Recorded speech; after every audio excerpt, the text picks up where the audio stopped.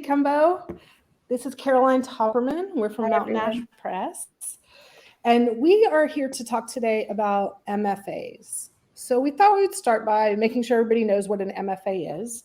It's a Master's of Fine Arts in writing, in the context that we're talking about. You can get them in art, and dance, and music, and all kinds of things. But in this case, we're talking about writing. I have one in creative nonfiction from Antioch University in Los Angeles. My MFA was a low residency MFA, which is one of the options where I worked mostly online with my mentors and fellow students, but twice a year I went to Los Angeles for 10 days and stayed in a hotel and went to conference meetings and classes and readings and all kinds. It was like super intensive. And it was a great experience. I loved it. I'm also still paying for it, literally, like with cash. So definitely that's one of the things we're going to talk about today is the cost. So Caroline, anything you want to add about MFAs? I think so. I'm actually looking at starting one pretty soon too, a low residency one. I think the ones where you can go and be a full-time student are a little bit different. I find that if you're a little bit older, then sometimes the low residency might be easier because this way you can still work, stay with your family while you're doing it. I don't have an MFA. I have a BFA. But I think it's definitely something that is worth looking at when you get to a certain point in your writing, because you do get that sense of community and you do get exposed to a much wider world of writing that is sometimes hard to find on your own, which I think is a great segue into why a DIY MFA might be another option for you. Yeah, so full disclosure, we are affiliates for Gabriela Pereira's DIY MFA program, but we're only affiliates for it because we think it's an awesome option for a lot of writers.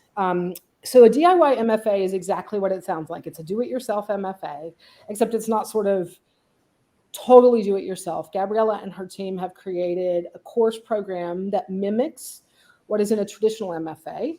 Gabriela, the creator, has a traditional MFA from the New School, maybe NYU, somewhere in Manhattan. And she is a very talented writer, but she decided several years ago that she knew a lot of people just couldn't do what she and I have done, what Caroline's going to do, which is like invest an intensive 2-year focused period of time to get this degree. So she created a sort of self-paced program that has community. You get put in cohorts with people, so you're connecting that way, but is entirely self-paced. It's entirely online, and it is much, much, much less expensive than a traditional MFA.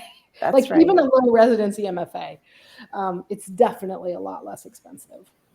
And the other bonus of doing something like that too is that then you can create supplements for yourself. So want to do a writing retreat, or if you want to go to a writing conference, it's a nice addition, and it actually frees you up financially to be able to do those things as well, so that all of your money isn't getting sucked into a traditional MFA. Because let's be honest, unless you're going for a teaching track, which is hard to get on anyway, and there are no guarantees, because we know that there aren't that many jobs available. So it's just giving you a nice option to be able to do that as well, I think. That's right. And I did mine entirely for that reason. I taught traditional college, community college for years after getting my MFA. And the year I got my job, there were 11 positions in the entire United States.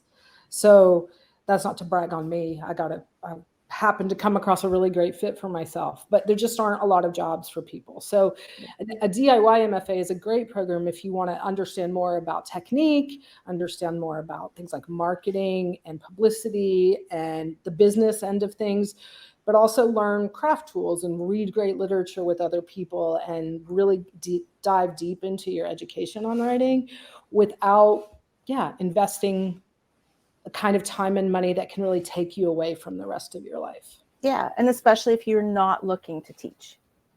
That's right. Right? If this is really for you, just for yourself. That's right. That's right. So Gabrielle is offering a 3-video sort of course to help you start thinking about how do you actually activate your writing process, as opposed to just thinking about like, I want to be a writer, or I have this great book idea, but I don't know how to do it. And it's free. It's totally free. We'll put the link in the description so that you can load it up. And if you get into that course, then you'll get information about the DIY MFA program when it opens up I think it opens in 2 weeks. So you'll have a lot more data then, and you'll get emails from them. And they do a great email series. Gabriella has a podcast. All the emails you get will be chock full of stuff at no cost to you. So that's helpful too. So I think you just said it too. Sorry for interrupting, but I think you just said it perfectly. It's that idea of reframing from I want to be a writer to I am a writer. Yes. You know, because I do that too. I spend a lot of my time dreaming about what it would be like to write my next great novel, but it doesn't actually, I don't know, I have no idea why, but it doesn't actually happen until I sit down and write. No idea. So. Maybe the technology is going to catch up, and someday it's just going to go right from our brains to the paper, but so far we're not there yet. So, so we hope you guys will check it out. I mean, it is not a program that's for everybody. We're not trying to say every writer should sign up for it, but I do think the free course is great, even no matter where you are in your writing life. And if you are looking to kind of deepen your education on writing, this is a really great way to do it. So check out the link in the description below, and we'll see you guys soon. Bye, everyone.